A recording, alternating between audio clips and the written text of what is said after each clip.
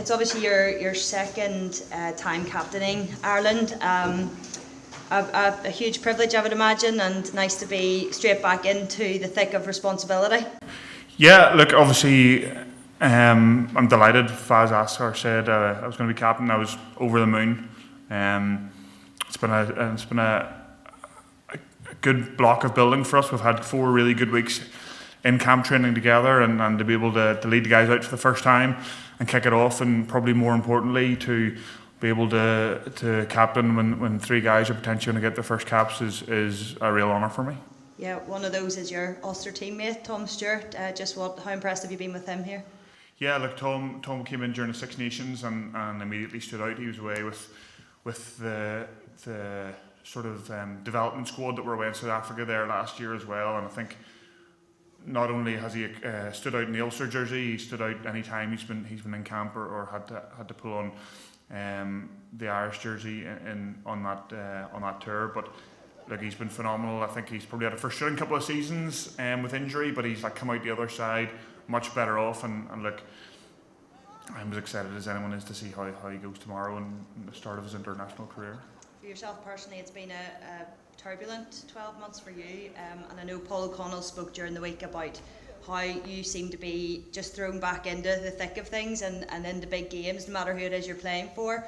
How do you cope with that? Not 100% sure. Probably more experience than that. I've had a handful of rough seasons over the course of my career. I've very much got to get on with it mentality and ensure that I can provide the guys who I'm playing with sort of the best support that I can give them.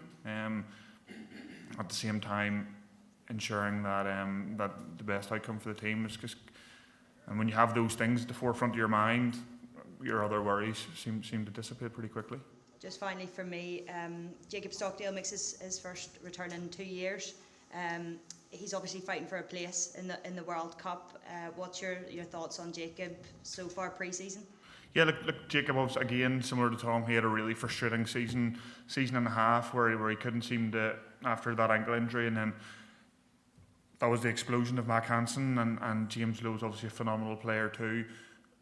So those are two positions, or the 2 wings are positions that are hotly contested, and there's incredible depth, thankfully, in our country. I think Jacob fully understood that, and coming in last autumn, he knew he would have his work cut out. And then again through the Six Nations, both those guys were in top form, injury free, and I know Jacob found it incredibly frustrating not to be able to get an opportunity over the course of those 2 campaigns, but he knew if he just kept on plugging away, he would eventually get one. And Jacob's trained unbelievably well over the last 2 blocks of work that we've done, and he's rightly so been rewarded for that. Thank you. Iain, the previous time you captained Ireland, from what I remember, that was a behind closed doors COVID game. Would this be a little bit more special having a nice crowd at tomorrow? Yeah, definitely. Don't get me wrong, first time I captained was obviously, it was incredibly special.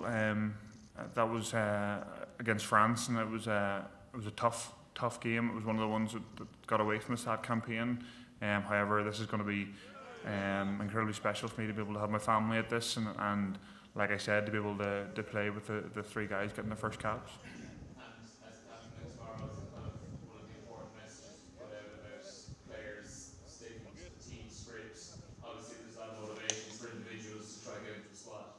Yeah, like Faz has always had a quite a big team first, family first mentality, and nothing strays from that tomorrow. We want to make sure that as we play our game, no one's trying to put their hand up, and they probably would understand that if that's the type of thing that they try to do and go off script and do that themselves, that's more than likely the type of thing that's not going to get them selected for the World Cup, rather than having someone who's going to work his hardest for the team, do the best that he can to make sure that the team succeeds. So look, it'll be exciting, and it'll be I think it'll be worthwhile watching for the guys to see those guys trying to put their hand up. One of the other names stood out yesterday in the team was Jack Crowley. Your thoughts on him and what he brings to this team in Johnny's absence and how he's been this week? Yeah, not only this week but the whole pre-season and during the Six Nations, Jack has been leading teams in the background. Every time there's a team prepping for an international test, there's another team prepping them, and Jack has been at the forefront of making sure those teams were running smoothly. I would say a lot of, although he didn't get a huge amount of game time during the Six Nations, I'm not sure how many games he got on, but he was the one in behind the scenes making sure that the team was getting the best prep possible. So the guys are very comfortable playing outside Jack with full confidence in him after that South Africa game too. He can be thrown into a big game, and the work he's been doing with Munster. I think it's exciting for him, and it's exciting for Irish rugby to see him getting the opportunity to start this test. You mentioned individual players as a collective. What are you looking for tonight? Because it's an unusual place to be. These World Cup home games. You want to make sure you're tested weekly. You want to make sure everybody's in good shape in this tournament. Yeah, like we'll be looking to play the type of rugby, be able to pick up the type of rugby that we left off, and looking to be able to get back that as quickly as possible immediately, and that'll be something that all the guys will be focused on, ensuring that we can get back to playing the way we like to play and not having a lag because we haven't played together since March. Ensuring that has all been put to bed in the first few weeks of training, and then hopefully seeing the guys playing the free-flowing style of rugby and our defence working for us the way we want it to. Last two questions, please. Just Edward. Hi Ian. Sorry. Just going back to Jacob, he burst onto the scene at the 2018 Six Nations, and he was first choice at the time of the last World Cup. You touched on the injuries earlier, but do you feel like he's capable of getting back to those levels at international? Yeah, I fully believe Jacob's an incredible athlete. You still see him in training doing phenomenal things. At that time, our team was in a hot run of form, and Jacob was on the end of finished off a lot of very well created tries from the whole team. I think he still has all his athletic attributes. He still has the mindset and desire. He still has the age on his side. And for anyone who knows Jacob personally, he's not one to give up in terms of any sort of argument or fight you get into with him. So knowing his personality, knowing what he has, I don't think there's any reason why we shouldn't see another 2018 Jacob Stockdale coming out again. I think that's exciting for him. It's exciting for everyone else.